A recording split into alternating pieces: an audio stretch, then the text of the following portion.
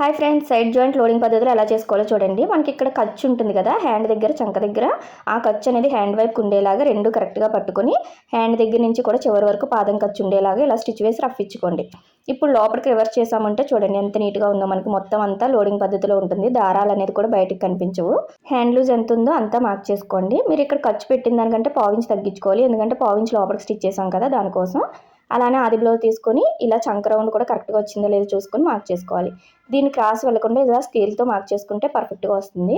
చంక దగ్గర కూడా ప్లస్ పర్ఫెక్ట్గా రావాలి అంటే కింద కరెక్ట్గా ఉందా లేదా మనం వేళ్ళతో అడ్జస్ట్ చేసుకుంటూ ఇలా స్టిచ్ వేసుకోండి. ఇక్కడ నుంచి నడుము లూజ్ కూడా కరెక్ట్గా మార్క్ చేసుకొని ఇలా డ్రా చేసుకొని ఇక్కడ రఫ్ ఇచ్చేసుకోవాలి. అర్థమైంది కదా? ఇంతే, చాలా ఈజీగా మనం లోడింగ్ పద్ధతిలో ఇలా వేసుకోవచ్చు. కస్టమర్స్ కూడా బాగా పెరుగుతారు ఇలా స్టిచ్ చేశారంటే. చూడండి ప్లస్ కూడా మనకి చంక దగ్గర ఎలా కరెక్ట్గా వచ్చిందో. ఇలా 2 హ్యాండ్స్ కూడా ఇలానే రావాలి. ఇలా పర్ఫెక్ట్గా స్టిచ్ చేసి చూడండి, మీకే వస్తుంది. వీడియో నచ్చినట్టయితే లైక్ చేయండి. ఫుల్ వీడియో లింక్ కింద ఇస్తాను, చెక్ చేయండి.